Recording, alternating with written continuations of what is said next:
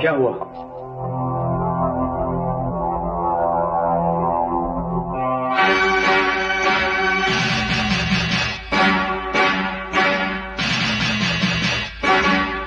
क्या बात है? हम तुम्हें गिरफ्तार करने आए हैं। और ये रहा तुम्हारी गिरफ्तारी का वारंट। लेकिन मेरा जुर्म क्या है? जुर्म क्या है? ये तुम्हें पुलिस स्टेशन में पता चलेगा। चलो। ठहरिए, ये हाथ दूर कीजिए और मुंह से बात कीजिए। तुम हमें धमकी दे रहे हो? धमकी नहीं, समझा रहा हूं। मेरा जुर्म बता दो, मैं आपके साथ चलने के लिए तैयार हूं। हमारे पास वारंट है और जुर्म का कारण पुलिस स्टेशन में है, इसलिए तुम्हें हर हालत में हमारे साथ चलना होगा। और अगर मैं ना चलूं तो फिर जबरदस्ती करनी पड़ेगी। और अगर हम जबरदस्ती पर उतर आए तो शायद गोलियां भी चल सकती हैं।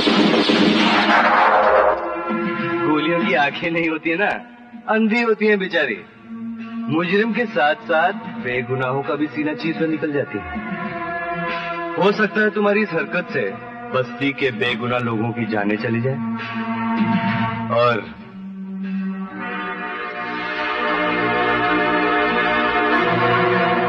उनकी मौत के जिम्मेदार तुम होगे। इंस्पेक्टर, तुम इन्हें यहाँ से नहीं ले सकते। जबरदस्ती ले जाने की कोशिश करोगे तो ढेर सारी लाशों की दीवार खड़ी हो जाएगी। ठहरो, कोई आगे नहीं बढ़ेगा। मैंने कोई जुर्म नहीं किया है, इसलिए दुनिया का कोई भी कानून मुझे गिरफ्तार नहीं कर सकता। मैं बहुत जल्द वापस लौट आऊंगा। ठीक है, चलिए।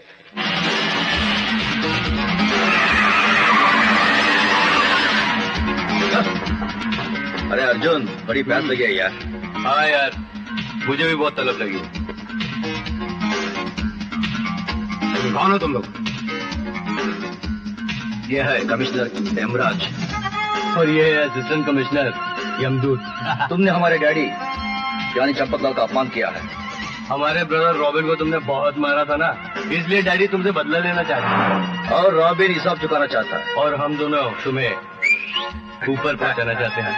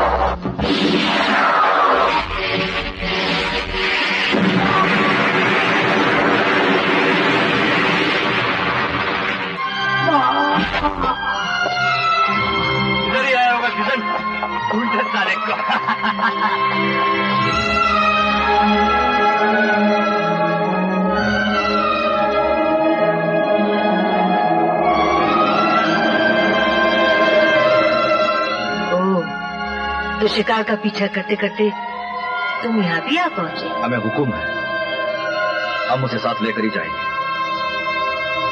वो इस आश्रम में पना लेगा ये हमने कभी सोचा भी नहीं था माँ। मगर इस घर ने तुम्हें भी एक दिन पनाह दी थी, ये तुम कैसे भूल गए?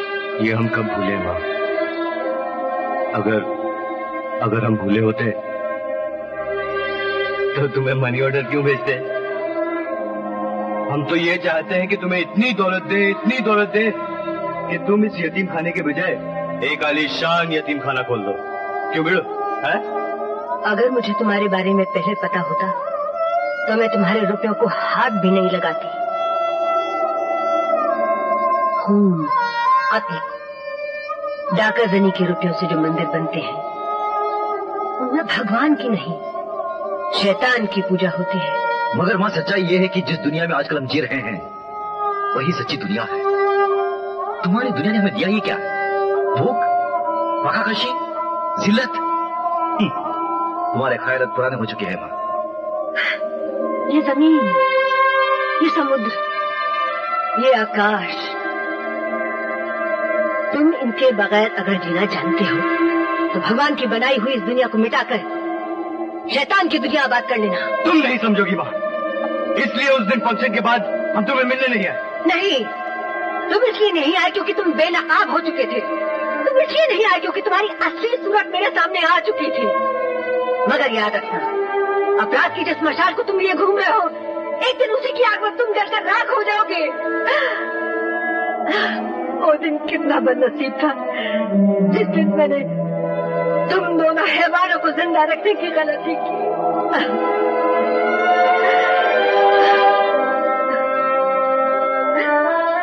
काश उस दिन मैंने तुम्हें भूख से पिलकने के लिए वही छोड़ दिया होता माँ, और तुम्हें वही कचरे के डिब्बे में सोने के लिए छोड़ दिया होता। माँ, हमारे रास्ते से हट जा माँ। हमें अपना काम करने दो माँ, वो कहीं भाग ना जाए। चलो अर्जुन। रुक जाओ, तुम्हें मेरे खून की कसम। हमें खून की कसम देकर रोकने की कोशिश मत करना।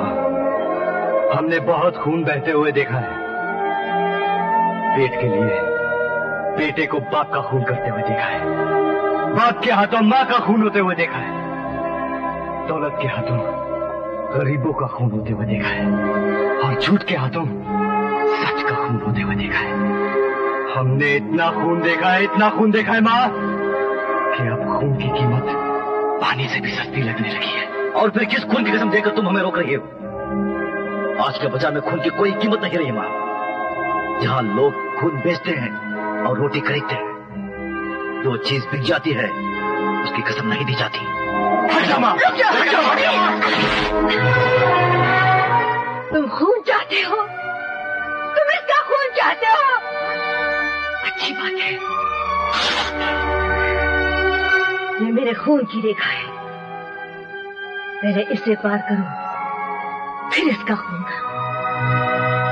आओ, बढ़ो आगे, बढ़ो आगे। अरे गोली मारो ऐसी बात को। वो औरत हमारे रास्ते में आएगी ना तो गोली मार डालेगा। अकेला खामोश, जबान को लगाम दे, नहीं तो हम तेरी जान ले लेंगे। वो हमारी माँ है माँ।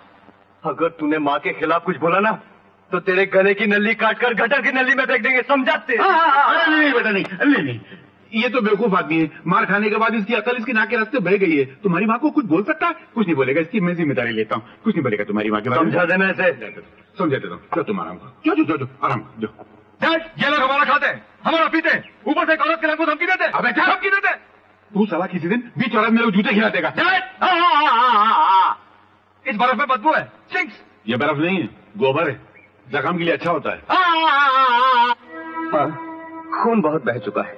मैं वादा नहीं कर सकता कि मैं इसे बचा भी सकूंगा या। मैं जानती हूँ डॉक्टर साहब कि इलाज और दवाओं की एक सीमा होती है।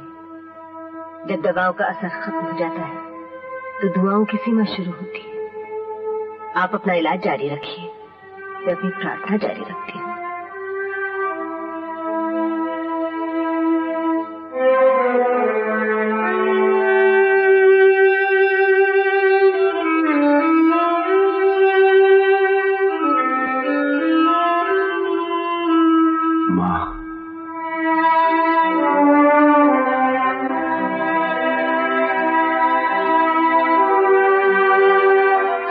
प्रभु, माँ जी, आपका एक एहसान तो था ही मुझ पर। अब मेरी जान बचाकर दूसरा एहसान किया है आपने।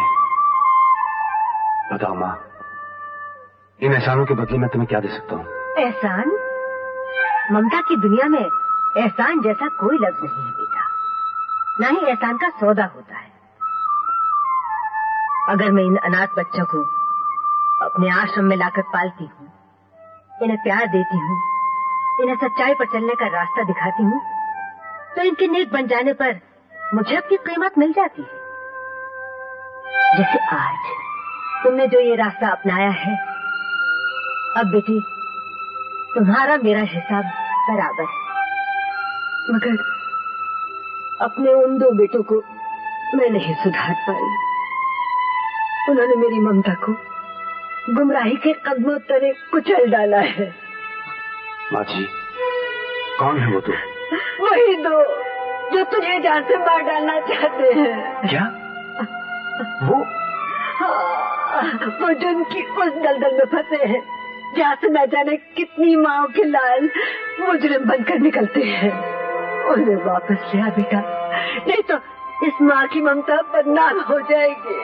नहीं माँ जी, मेरे होते हुए ऐसा नहीं होगा, और मैं तुम्हें बदनाम नहीं होने दूंगा। जिनसे मुझे इंतकाम लेना था, अब मैं उन्हें सुधार कर सही इंसान बनाकर तुम्हारे चरणों में ले आऊंगा। ये मेरा वादा है। एक बेटे का मां से वचन है। कहाँ जाना है? वहाँ जहाँ प्रेम करने वाले अपनी मंजिल पाते हैं। अरे नाम है कोई ऐसी जगह का? कोई भी मंजिल जहाँ कोई भी पंडित मंत्र पढ़कर 7 फेरे लगाते हैं। ये क्या, तुम फिर शराब पी रहे हो? या आज से हमारी नई जिंदगी शुरू हुई है और खुशी का मौका भी है। तो तुम ऐसे हर खुशी के मौके पर शराब पिया करोगे? एक मिनट। वो क्या है कि हम दोनों की खोपड़ी जरा पुराने ख्यालात की है, इसलिए नई जिंदगी शुरू करने का आइडिया हम दोनों को पसंद नहीं आया। क्योंकि शट अप। इसका मतलब तुम शराब नहीं छोड़ोगे? नहीं। जुर्म का रास्ता छोड़कर शरीफ इंसान भी नहीं बनना चाहते? नहीं। हमसे शादी भी नहीं करोगे? नहीं। अरे इन लड़कियों को सताया ना, तो ये टैक्सी बैग उनके बाप का है क्या? उठाकर बाहर फेंक देगा, समझा? अरे तुम क्या फेंकोगे, हम दोनों खुद ही उतर जाते हैं। क्यों अर्जुन? चल।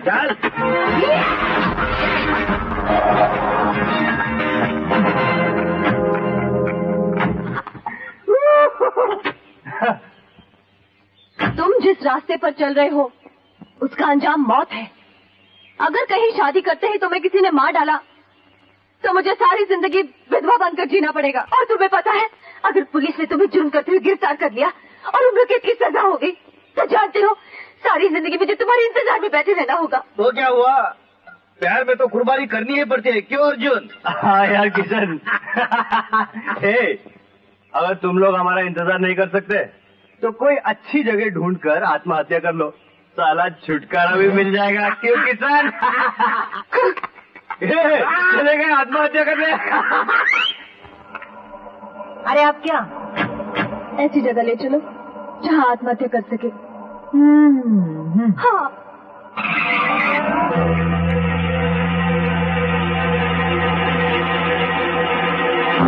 अरे कूद जाओ। आज अगर तुम लोग इधर से कूद गया ना, तो अपन भी साला तुम लोग के पीछे पीछे कूद जाएगा। क्यों, तुम्हें भी किसी ने धोखा दिया है क्या? अरे नहीं रे, अपन को धोखा दिया होता ना तो अपन उसको उधर ही थप्पड़ डालता। साला भाग गया। मर जाते ना, ऐसे ही होते हैं। औरत जात के बगैर रह नहीं सकते।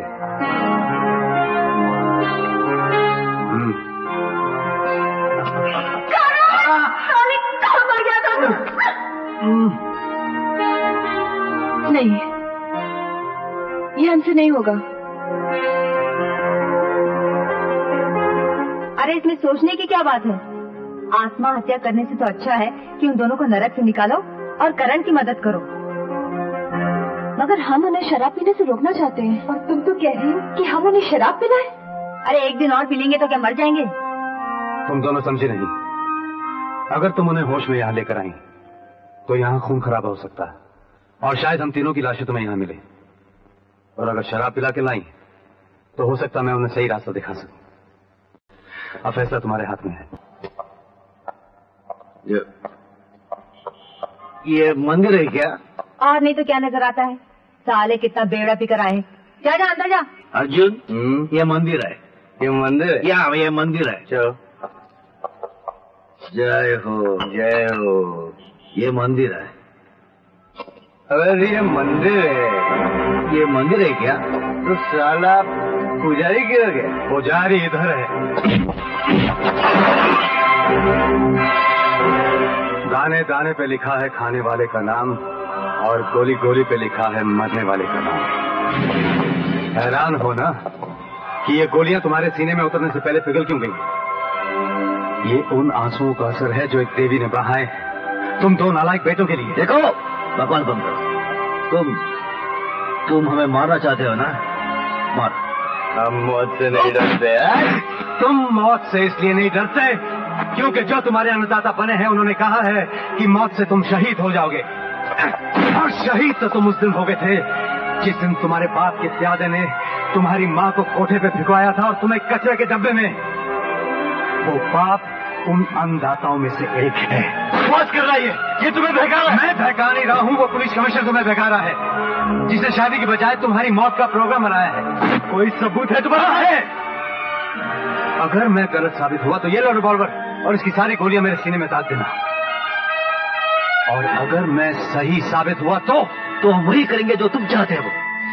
ये ठीक कहते हैं बेटे, ये ठीक कहते हैं। वो प्यादा मैं जिसने तुझे कचरे के डब्बे में फेंक दिया था वो मैं हूँ। मैं जानता हूँ तू नाजायज नहीं बेटा। मैं जानता हूँ तेरा बाप कौन है, तेरी माँ कौन है, वो कहाँ रहती है, मैं जानता हूँ बेटे।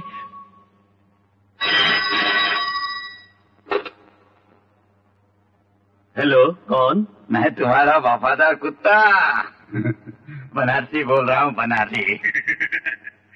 सुनो, देवकी जिंदा है और वो बच्चा जिसे तुमने कचरे के डब्बे में भिगवा दिया था वो भी जिंदा है। आज मैं माँ से बेटे को मिलवाने जा रहा हूँ और तुम्हारे बेटे का नाम है किशन।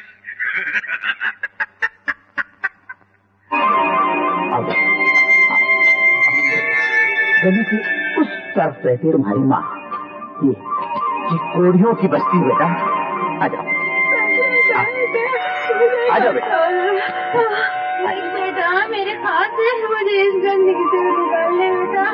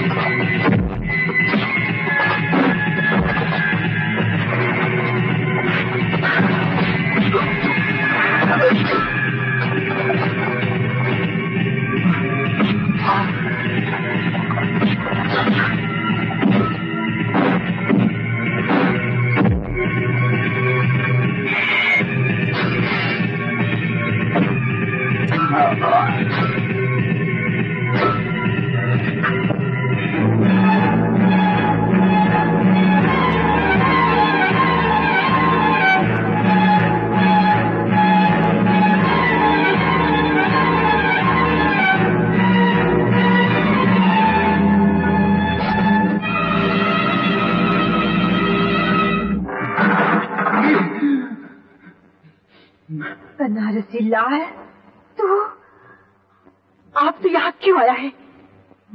क्या इस बुढ़े बीमार जिस्म का कोई खरीदार है जिसे तू लेकर आया है? तेरे अमानत वापस करने मुझे, तेरे बेटे को तेरे वाले करने देवकी।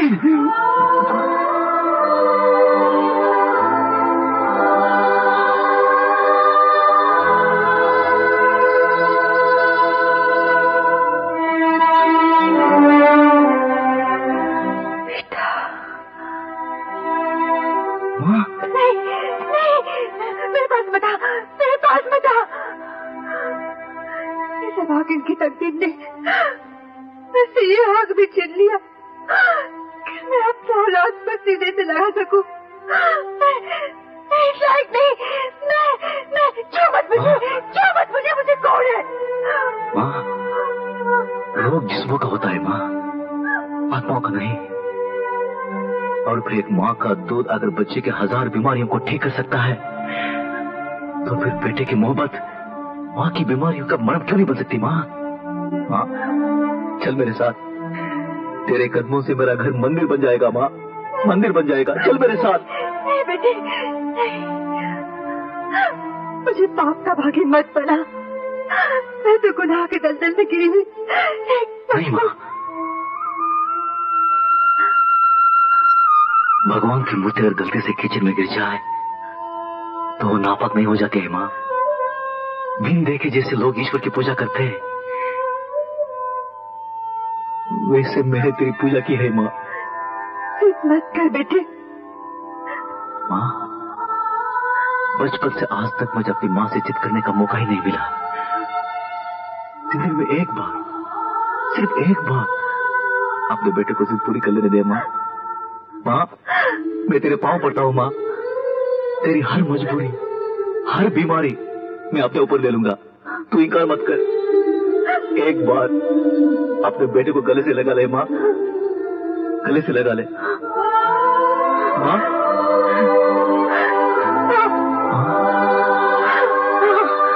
बेटा,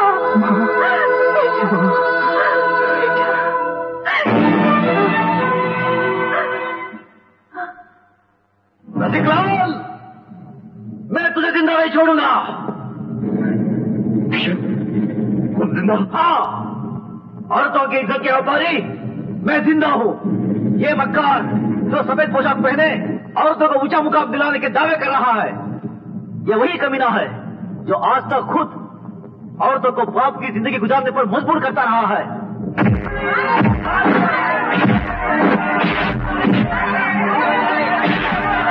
इस समाज में बहुत सारी औरतें जिसके बाप की निशानियां, जिसके हराम के औलादे लिए हुए दुनिया से मुंह छुपाती फिर रही है, और उन हराम के औलादों में उन बाप की निशानी में से जो एक निशानी आपके सामने खड़ा है वो मैं हूं।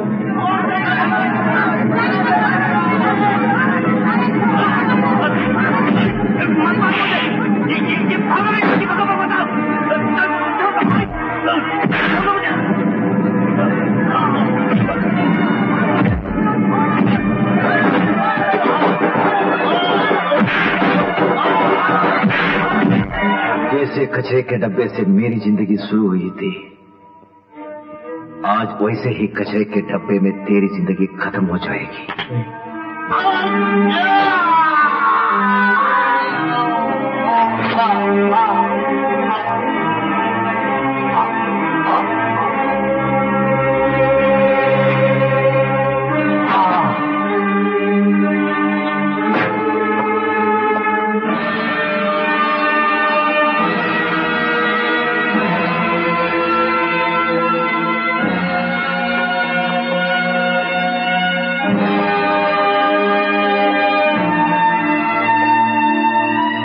गिरफ्तार कर लो मुझे इंस्पेक्टर, ताकि इस दुनिया को पता चल जाए कि एक हरामी बेटे ने अपने हरामी बाप का खून कर दिया।